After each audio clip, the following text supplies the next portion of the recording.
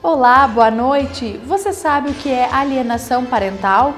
Câmara de Vereadores vai promover debate sobre o assunto. Para se entender melhor, são a aplicação de falsas memórias, né, em uma pessoa, geralmente uma pessoa que a gente considera hipossuficiente. O que é isso? É uma pessoa que tem uma relação de confiança, né, uma relação de dependência na família com outra. E no segundo bloco, veja quais são os riscos do uso excessivo de eletrônicos para a nossa saúde. Eu oriento meus pacientes que trabalham com as telas que usem os filtros.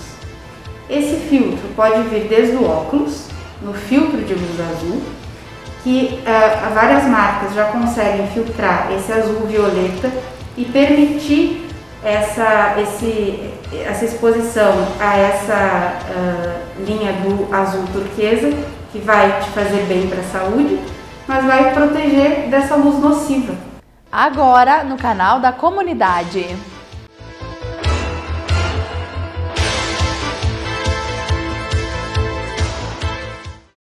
Para discutir os desafios do combate à alienação parental, a Câmara de Vereadores e a Universidade de Passo Fundo realizarão um debate sobre o assunto no dia 30 de setembro.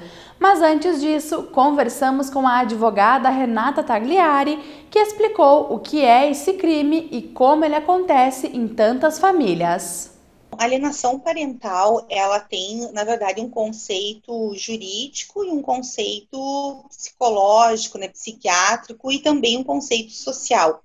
Né? Então, na verdade, a alienação parental ela vem sendo estudada já há muito mais tempo por outras áreas do direito, outras áreas de conhecimento que não são especificamente a área do direito. Né? Nós importamos os conhecimentos quando, em 2010, nós promulgamos, então, uma lei específica sobre o assunto.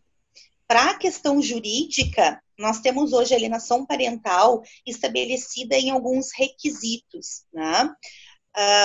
Para se entender melhor, são a aplicação de falsas memórias, né, em uma pessoa, geralmente uma pessoa que a gente considera hipossuficiente. O que é isso? É uma pessoa que tem uma relação de confiança, né, uma relação de dependência na família com outra.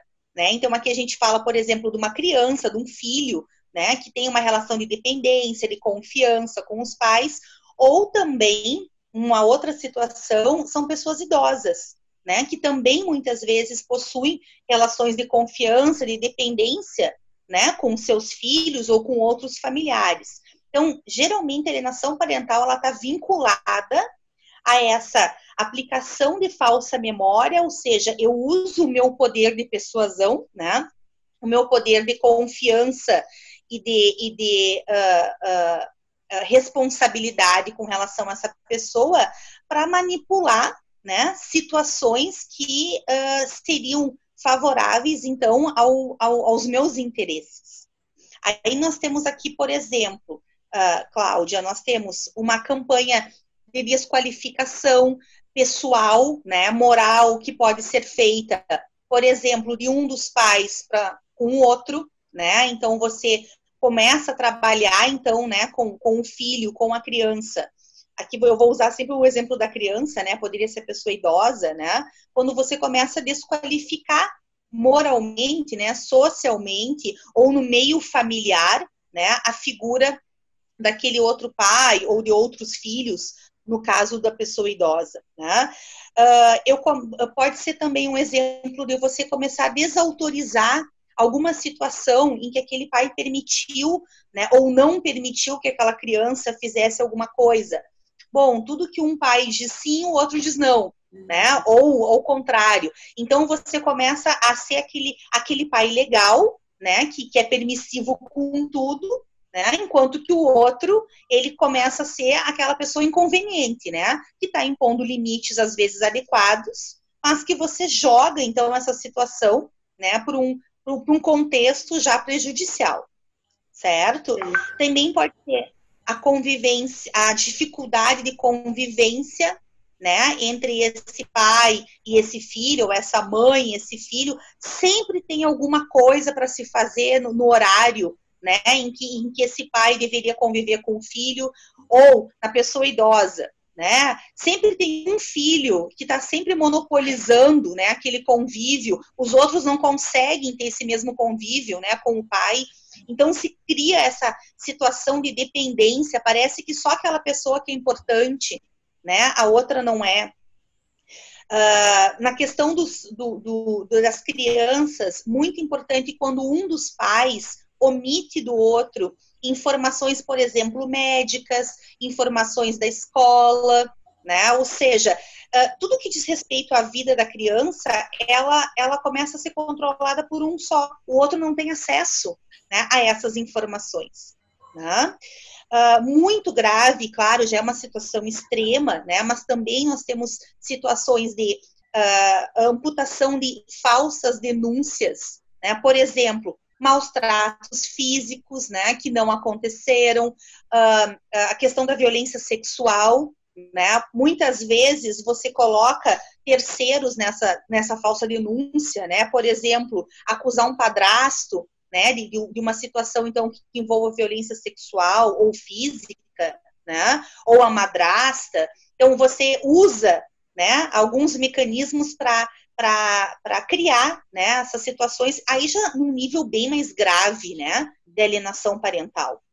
Né? Ou seja, assim, ó, são todas essas situações que pontualmente a lei verifica como situações onde você tem um objetivo primordial de dificultar, né, a convivência, seja de pais com os filhos, seja dos pais idosos, né, também com outros filhos.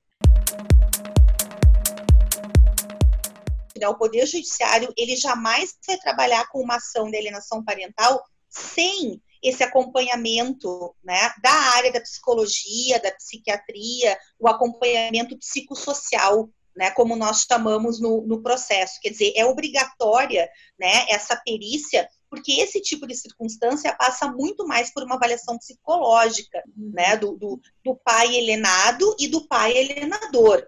Né? Como você diz, às vezes a intenção realmente pode não ser essa, mas não quer dizer que você não esteja assim, né, por aquele sentimento de superproteção do filho, né, entender ou passar a acreditar que realmente aquela criança, ela fica melhor só com você, né, ou na maioria do tempo só com você. Né? Muitas vezes os pais se sentem muito desprotegidos quando existe uma terceira pessoa já numa relação, né? Ou o pai já tem uma outra companheira, ou a mãe já tem um outro companheiro, né? Então, muitas vezes existe esse sentimento de achar que aquela criança não vai estar bem cuidada naquele novo ambiente. Né? Então, mesmo que não seja intencional, e quando não é intencional e se detecta esse início de alienação parental, se busca, então, trabalhar, se fortalecer esse pai que não gostaria de fazer isso, mas indiretamente está fazendo. Uhum. Né? Então, o apoio psicológico, né? Nós temos um caso aqui, a mediação judicial, que pode ajudar muito, ou até a busca psicológica particular, né? Um atendimento psicológico particular que fortaleça esse pai para que ele perceba, né, que indiretamente ele está causando um dano, né, mesmo não sendo proposital essa situação. Temos hoje, então, a lei específica, né, que combate, então, inclusive, nos processos judiciais, onde existem casos já muito, mais, digamos, mais graves, né, mais reiterados, porque muitas vezes o processo de alienação parental, ele não começa sozinho, né, ele se antecede de um processo de divórcio, né, de um processo de guarda, enfim, né, de uma ação que já envolva algum conflito, ou, enfim, alguma questão pessoal entre esses pais. Bom, esse processo, ele pode inclusive ser ajuizado, né, ou ser proposto de ofício pelo juiz. Quando o juiz percebe que naquele processo anterior, seja um divórcio, seja uma guarda, exista já esses requisitos da alienação parental, num primeiro momento há uma advertência, né? Ou seja, se tenta de uma forma mais consensual, até justamente levando a pessoa para uma mediação judicial, né? Ou para um tratamento psicológico, se tenta organizar de uma forma mais consensual. Agora, quando não há essa possibilidade, o juiz, então, ele pode, ele mesmo instaurar o processo, ou aquela pessoa que está sendo prejudicada, né, vai instaurar o processo. Quais são as penas, então, Cláudia, que a gente geralmente, né, a lei adverte, né, ou consta como uma regra, mas o que a gente mais trabalha, então, no processo, na prática? Primeiro, essa advertência, né, que pode ser uma advertência por escrito judicial, né, do pai que está, então, alienando.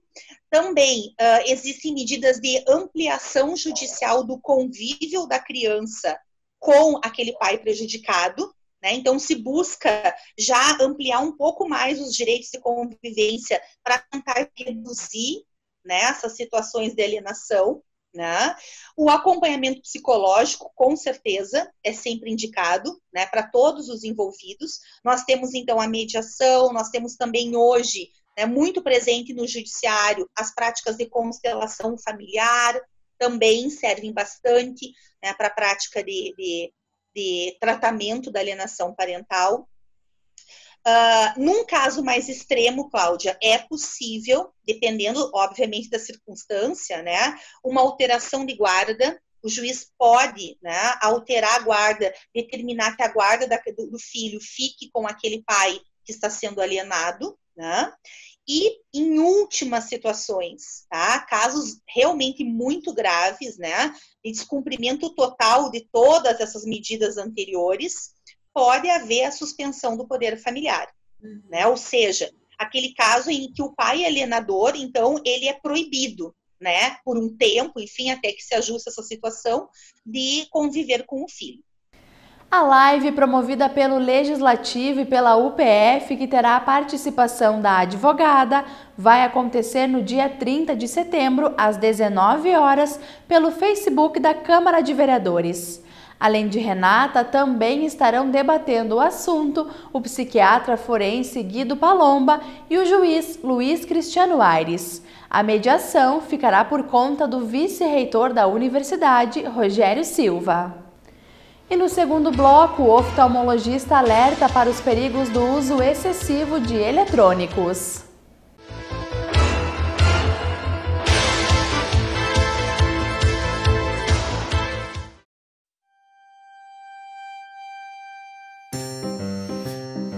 As crianças reagem de maneiras diferentes em momentos difíceis e precisam de amor e atenção extra nessas horas.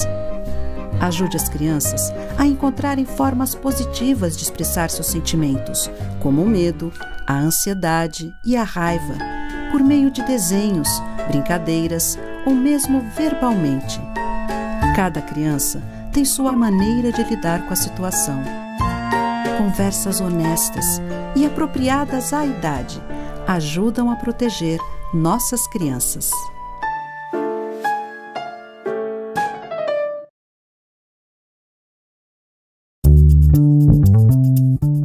A ideia da gente é que todos os profissionais de saúde, estudantes dos últimos anos dos cursos de medicina, farmácia, enfermagem e fisioterapia, pudessem ser treinados, ter conhecimento de todos os protocolos de diagnóstico e tratamento da Covid e assim a gente tivesse um grande banco de recursos humanos à disposição da população brasileira. Os participantes do programa Brasil Conta Comigo recebem capacitação, remuneração e outros auxílios do governo federal, como alojamento, alimentação e transporte. Hoje já são 311 profissionais da Ação Estratégica Brasil Conta Comigo Profissionais de Saúde em Manaus e mais 108 profissionais atuando no estado de Roraima. O Brasil conta com vocês, o Ministério da Saúde conta com cada um de vocês e agradece a generosidade, a disponibilidade de servir.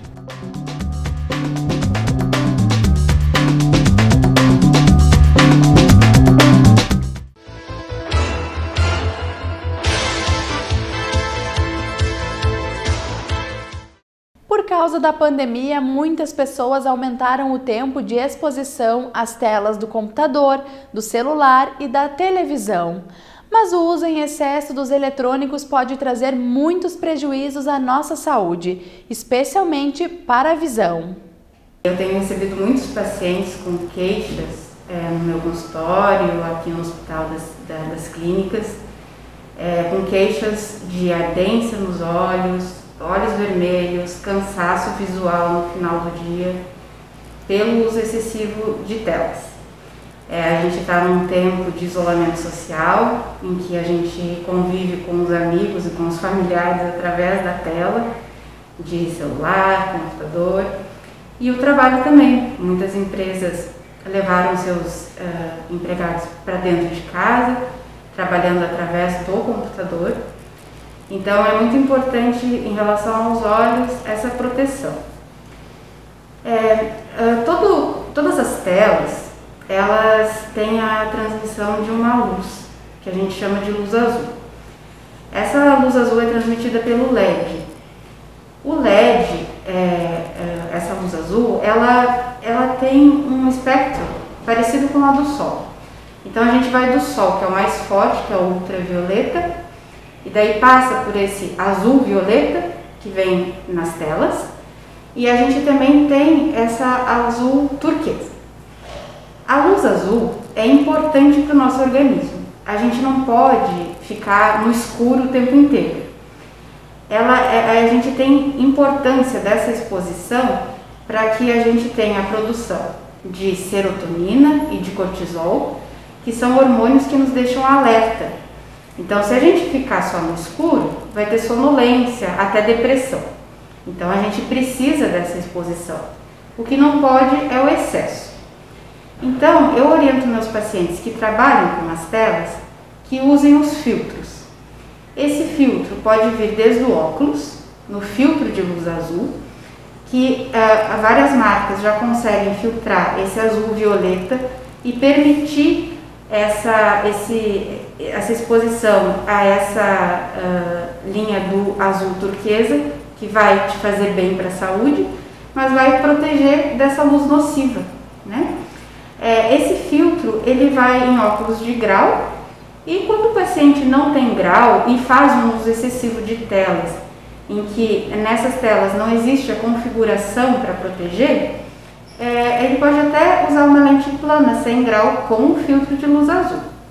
No celular, eu vou mostrar aqui no meu, geralmente tem nas configurações de tela. Então você vai nas configurações, está dando para ver aí, então em tela, e aí no meu ele está como modo noturno aqui. Quando eu vou desativar, a tela vai ficar um pouco mais branca. Quando fica ativo, ela fica mais amarelada. É justamente o filtro da luz azul. O filtro da luz azul faz isso, ele deixa o branco amarelado. Então no óculos vai ter o mesmo efeito, vai deixar o branco amarelado. Eu sempre oriento meus pacientes também para procurar pedir na ótica para ver antes, para colocar no rosto antes, para ter uma noção do que vai acontecer. Então isso é um aspecto.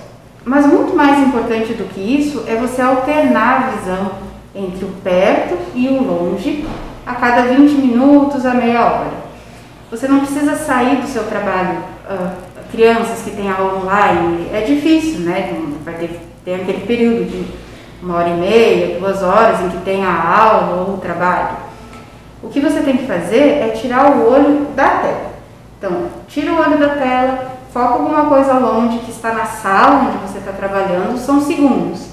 Piscou um pouquinho, focou bem, pode voltar para o perto de novo, não tem problema. E essa alternância da visão a gente precisa fazer porque se você fica focado durante muitas horas para perto, o seu olho vai criar uma miopia falsa. É uma miopia que vai acontecer no final do dia e vai impedir a visão para longe. No final do dia, a visão para longe vai ficar embaçada, vai ficar ruim e vai doer essa região dos olhos, porque quem faz esse foco é um músculo. Então esse músculo fica focado para o perto e no final do dia não consegue relaxar para o longe. Os filtros não vão resolver essa questão. Então o que precisa é alternar entre o perto e o longe a cada meia hora mais ou menos. Para crianças, é importantíssimo isso também. A Sociedade Brasileira de Pediatria, ela fornece até online um manual sobre esse uso da visão e de telas, tá? Então, do 0 aos 2 anos, a gente pede que não tenha exposição às telas, por questões até de desenvolvimento neurológico. Dos 2 aos 5 anos, a gente permite o uso de 1 hora por dia. Claro que não é 1 hora seguida, são alguns minutos, para um pouco, vai fazer outra atividade, olha para longe, depois volta para a tela. Depois dos 5 anos, entre 1 a 2 horas, né? E sempre alternando com a atividade para longe. É importantíssimo para todo mundo, desde crianças até adultos, até atividades que tenham a exposição à luz solar. Não nos olhos, os olhos têm que estar protegidos, mas na pele. Então, desde a produção da vitamina D até essa questão do hormonal, né, e para o desenvolvimento da visão. Então, é importante ter atividades de uma caminhada. A gente não pode estar se reunindo com amigos, indo na praça, mas quem sabe dar uma caminhada em volta de casa, quem tem pátio em casa, isso facilita, né? Isso vai influenciar não só na visão, mas no corpo inteiro. A questão dessa luz das telas, à noite, por que se chama modo noturno ou night shift em alguns aparelhos? Depende de cada aparelho, da configuração de cada aparelho. É porque se você fica exposto a essa luz à noite, é como se você estivesse no dia o tempo inteiro. Então a produção de melatonina, que é o hormônio do sono, vai diminuir. E aí o sono vem mais tarde e quando vem ele fica agitado. Então por isso, a partir das 18 horas é importante, tanto para crianças quanto adultos, para ter essa diminuição da luz azul. Isso vale para as telas e também, se possível, mantenha uma luz ambiente ligada sim, para não olhar só para a tela, mas que ela seja também da cor amarela, que aí não tem tanto esse espectro azul da luz. É mais ou menos isso. Claro que é importantíssima a consulta com o oftalmologista, justamente para definir se existe ou não algum grau de óculos e tirar a dúvida e o exame oftalmológico sobre outras questões também, que são importantes. E o Jornal da Câmara desta sexta-feira termina aqui. Uma boa noite para você e um ótimo fim de semana.